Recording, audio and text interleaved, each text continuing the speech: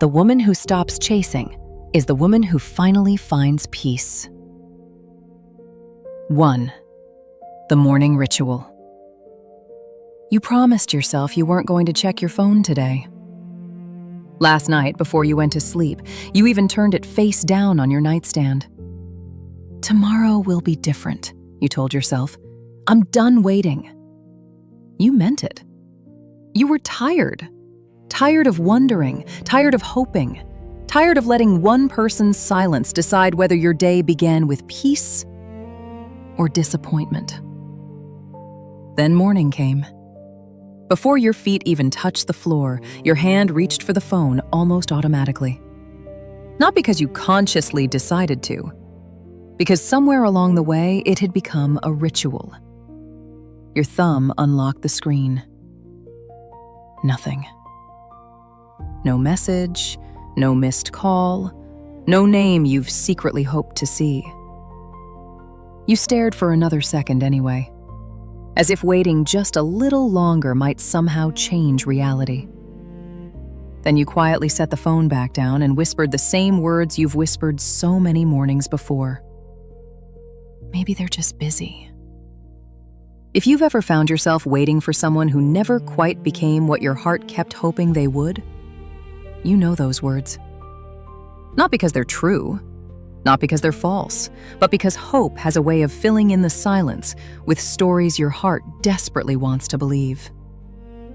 That's the strange thing about hope. It rarely disappears all at once. It survives on maybe. Maybe today will be different. Maybe they just have a lot going on. Maybe they're scared. Maybe the timing is wrong. Maybe they feel the same way and just don't know how to say it. It's amazing how much of a life can be postponed by one small word. Maybe. Most people think the hardest part is accepting that someone isn't going to become the person you've spent so much time hoping they could be. I don't think that's true. I think the hardest part is letting go of the possibility that one day they might. Because hope doesn't ask for certainty. It only asks for one more chance. One more conversation, one more text, one more birthday, one more hug, one more sign that maybe everything you've believed all this time wasn't foolish after all. And that's where waiting quietly begins. Not all at once, not dramatically, just one ordinary morning when you wake up reaching for someone else before you've remembered to reach for yourself. 2. The woman who began waiting. You don't notice it at first. Nothing changes overnight. You still go to work, you still laugh with friends, you still make dinner, you still live your life. From the outside, everything looks exactly the same. But little by little, your emotional world begins arranging itself around one person. Your mood depends on whether they've reached out. Your peace depends on how the last conversation ended. Your hope depends on whether today feels different than yesterday. You don't realize it's happening because it doesn't feel like losing yourself. It feels like loving someone. That's what makes it so hard to see. No one wakes up one morning and decides to build her life around someone else's attention. It happens one compromise at a time. I'll wait until I hear from them. I'll tell them how I feel another day. I'll make plans once I know where this is going. And without realizing it, your own life begins waiting alongside you. Maybe you've done this. You tell yourself you'll start exercising again once your mind isn't so distracted. You'll finally take that trip after you have clarity. You'll begin writing the book, start the business, learn the guitar, go back to school. Once your heart settles down. As though life has been placed on hold, pending someone else's decision. The tragedy is it never feels like you're putting your life on hold. It feels responsible, hopeful, loyal. You convince yourself you're only waiting a little longer, just until things make sense, just until they know how you feel. just until the timing is better. Then weeks become months. Months become years. And somewhere in the middle of all that waiting, you stop asking yourself a question that once came so naturally. What do I want? Instead, every question becomes about them. What are they thinking? Did I say the wrong thing? Should I text? Should I wait? Did that hug mean something? Why did they smile at me like that? Were they different today, or am I imagining it? You become fluent in tiny details, the length of a hug, the softness in their voice, the way they looked at you across the room, the message that came 2 minutes sooner than usual, the one emoji you've never seen them use before. You begin building entire futures from moments that were never meant to carry that much weight. Not because you're foolish, because hope is always searching for evidence. Evidence that maybe, just maybe, the story you've been holding on to is finally becoming real. Here's what I want you to hear, though. The moments themselves are real. The hug happened. The smile happened. The conversation happened. The mistake isn't believing those moments existed. The mistake is believing they tell the whole story. Because when we're starving for certainty, even crumbs can begin to feel like a feast. 3. What you're really waiting for. I want to tell you about a question that changed how I understood all of this, because I lived every part of what I just described. For a long time, I believed I was waiting for them, waiting for the text, waiting for the conversation, waiting for the day everything finally made sense. But one afternoon, I asked myself a question that stopped me in my tracks. If they called right now, what would actually change? At first, the answer seemed obvious. Everything. But when I sat with it a little longer, I realized something. It wasn't really the phone call I wanted. It was what I believed the phone call would finally let me feel. Relief. The wondering would stop. The questions would stop. The endless conversations I'd been having with myself would finally go quiet. I thought I was waiting for a person. Maybe I was actually waiting for permission to exhale. That's why this kind of waiting is so exhausting. Not because someone hasn't chosen you, but because you've unknowingly handed them responsibility for a feeling that no human being can permanently give you. Peace, certainty, enoughness. Somewhere along the way, without ever meaning to, we place another person at the center of our emotional world. We start believing our peace will arrive the moment they finally choose us, the moment they finally understand, the moment they finally become the person we've spent so much time hoping they could be. That's an impossible weight to place on another human being.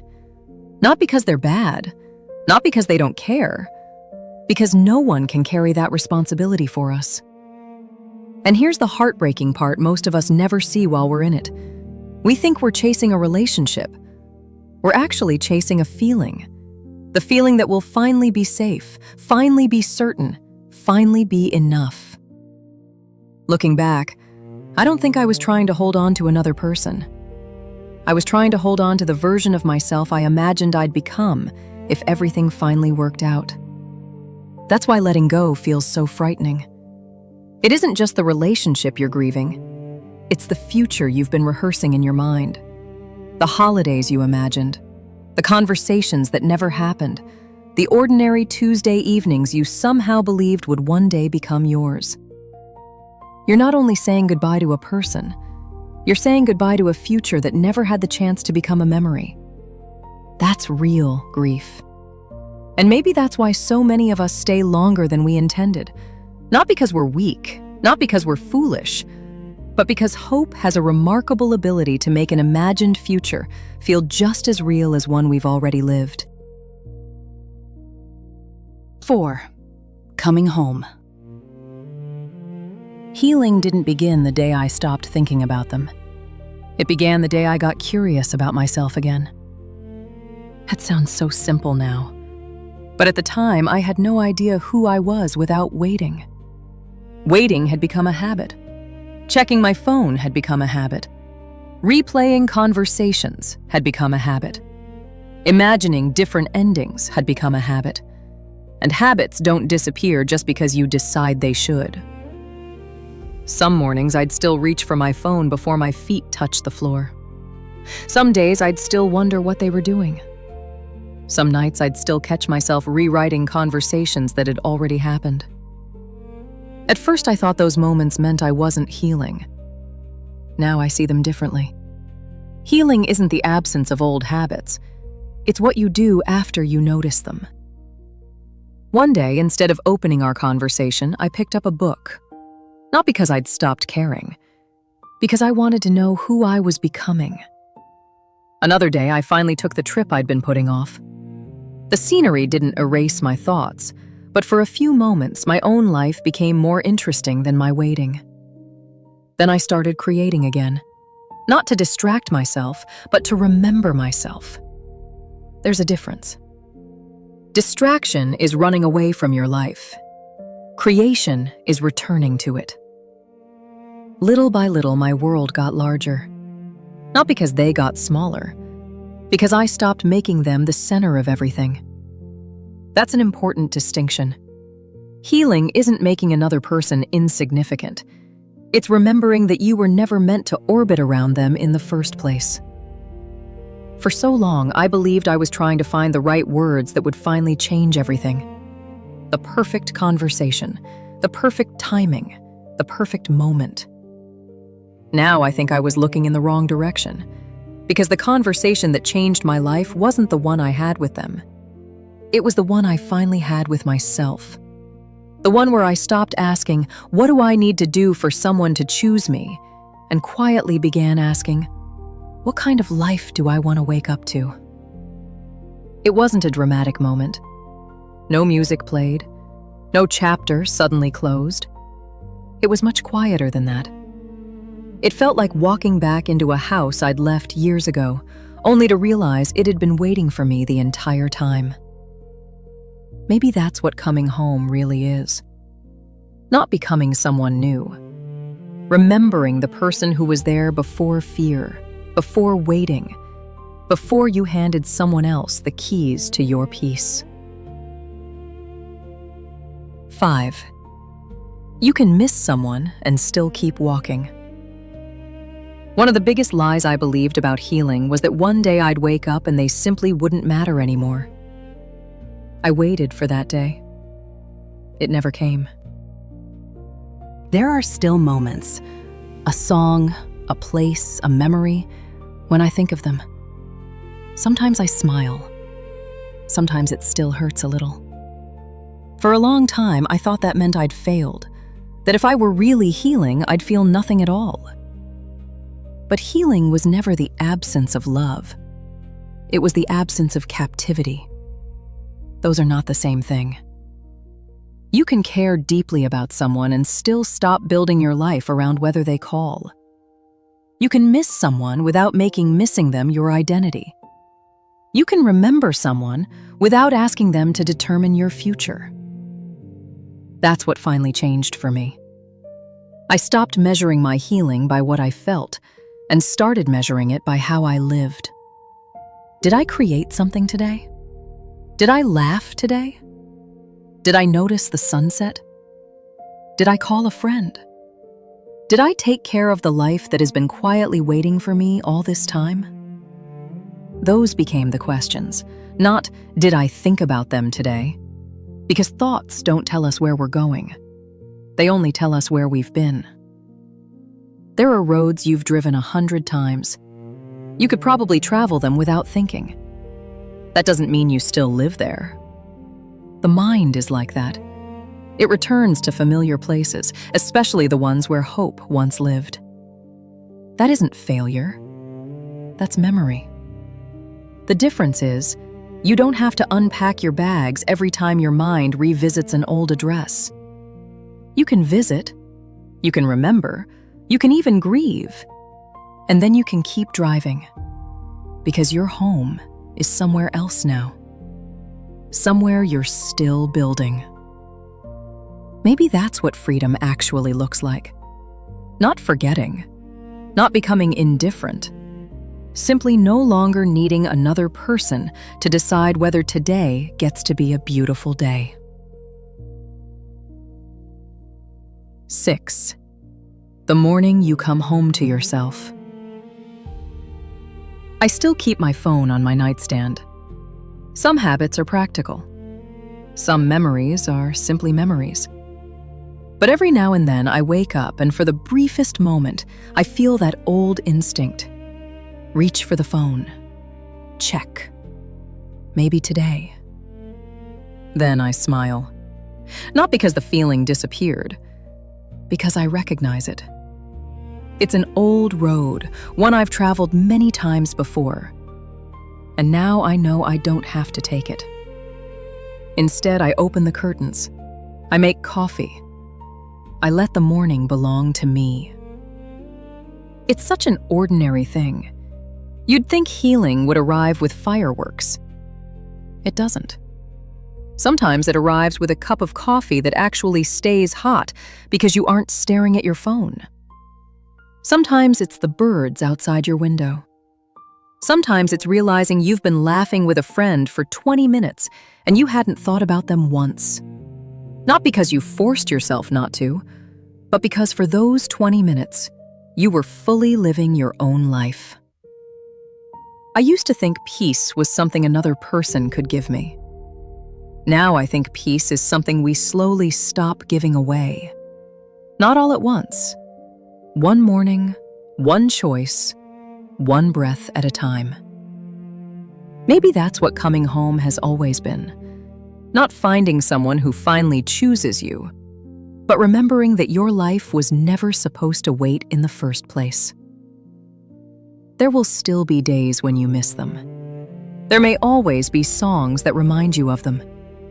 There may always be places that carry a little ache. That's okay. The goal was never to erase your heart. The goal was to stop abandoning yourself.